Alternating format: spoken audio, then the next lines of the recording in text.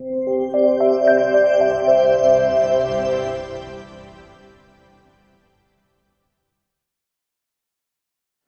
Alex Guerrero. I'm a trauma surgeon based in New York City, but I've worked, trained, and done research throughout the world. We've developed the Visual Information Zonal Reminder System for Google Glass in order to put the checklist in your hands, even when your hands are full.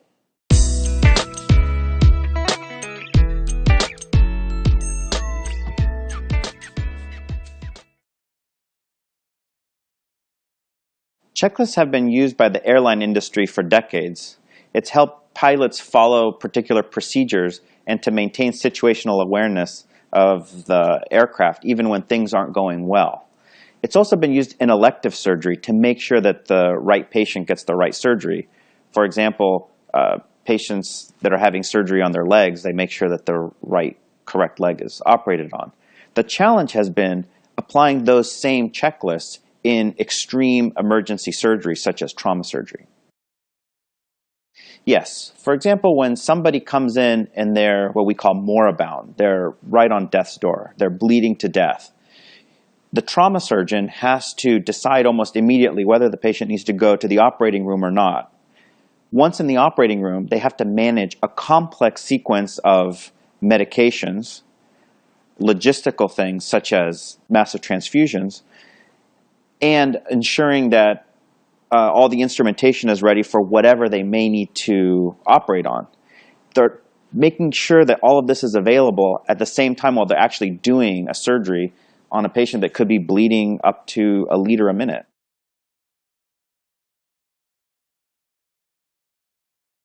Right. So in addition to having these time-based checklists that we use in like high-pressure, time-sensitive situations, we've identified the need to use checklists in very complicated tasks that require extreme attention to detail.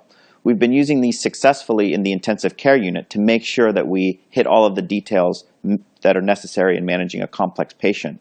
And we've also found that the placing of a level 3 personal protective suit on and off is extremely detail-oriented and is extremely complicated.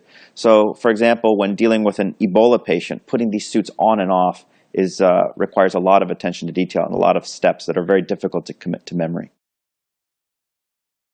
Well, since both surgeons and healthcare workers that would be putting on and off these Ebola-type protective suits need to be hands-free, everything is fully voice-activated. So for the first example, to put on and off the Ebola suits, we use a program called Ebola Controller. And it would simply go like this. Okay, Glass, start Ebola Controller. Next. Okay, Glass. Next. Okay, Glass. Next. You would go through this for the entire doning procedure, and at the conclusion, you would simply say, okay, Glass, close program. The next application I use is called damage control, and it's the one that I use when I do emergency surgery. It basically works by providing you with a preoperative checklist for the most commonly forgotten aspects of emergency surgery. And then when you're ready to actually start your case, you just say, begin. It looks like this. Okay, Glass. Activate damage control. Okay, Glass. Start case. It continues with this visual timer, and every 10 minutes it provides a chime that's actually transduced through my skull so nobody else can hear it. And it reminds me to stop, tell the rest of the team where we're at in the case, and get a quick report from the anesthesiologist and from the nurses, and for me to tell people what instruments I'm going to need as the case progresses. For every 10-minute block, it provides me with 5 clinical points and logistic points to work on for those 10 minutes. So for example, there's no clinical points in the beginning, but for the second 10-minute block, it's already asking me to follow up on the lab test that we sent when the patient first arrived, and to find out how much blood we're losing in the case. At the end of the case, I simply say, okay, glass, stop case, and it gives me a postoperative checklist. The postoperative checklist reminds me to dictate my case, speak to the family, and to schedule the follow-up case for the next day, which is easier to do when you're at the first case. The third program I use is called Trauma Team Leader, and it's a program that we use when a patient first arrives in the emergency room for the first 20 minutes of the evaluation of a very seriously injured patient. You can run through a generic patient and just say, activate Trauma Team Leader, okay, glass, and I get a checklist of things to ask the paramedics as they're dropping the patient off. For example, what happened, but more commonly, we ask about forgotten things, such as how much pain medicine did they get and how much IV fluid did the patient receive. Once the patient is moved over to the main bed, we say start trauma eval, and a checklist and a timer begin. The timer runs in my peripheral vision, and every 2 minutes I get a chime that reminds me to check the blood pressure, and for that 2-minute block, I get a new checklist of things to focus on. So in the beginning, the checklist tells me to remember to have blankets to cover the patient as soon as we cut their clothes off, and for the second block, it's already to decide whether the blood bank needs to be called, whether the patient needs to go to the operating room, or if I need to start calling up backup surgeons.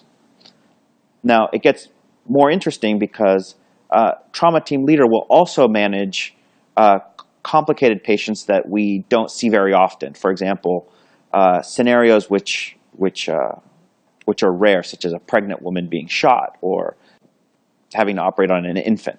So we just say the clinical scenario, and Trauma Team Leader actually starts to provide us checklists specific to those patients. It's very interesting. Now, it will also manage multiple patients at the same time. So if I had 5 patients that arrived, I could say the scenario, and each of those patients would run on their own, like this. Okay, glass, start second patient, pregnant woman, okay, glass, start case. Now let's say that the next patient was a patient who was strangled. I would move to the next screen, and I would simply say, okay, glass, start third patient, strangulation, okay, glass, start case. Now I'm managing multiple patients, and they're each color-coded with different chimes, so I know when each patient has reached the milestone, and I can toggle between them. The Google Glass is then connected to the hospital intranet, so through an encrypted website, somebody at the hospital could see what I'm seeing in order to manage and see the checklists. This would be valuable if you had a mass casualty situation and you set up an incident command center, and the commander there could monitor what's going on in the trauma bay through the Google Glasses of the surgeon. With traditional Google Glass, there's a lot of privacy concerns, mostly because the patients could be recorded, photos could be taken, and because the Google Glass communicates with the Google servers. These Google Glasses have been modified in that the lens is actually covered with a cap. So there's absolutely no privacy concerns, and no protected health information is collected.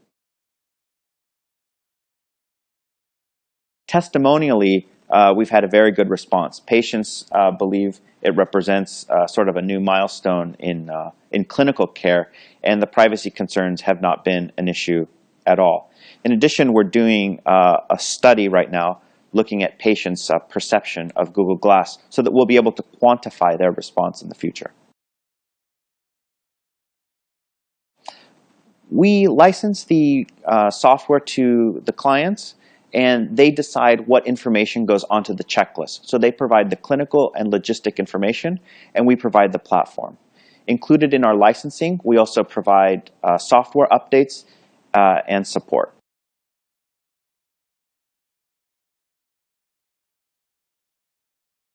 They could go to traumaready.com, and we'll be happy to set up a demo.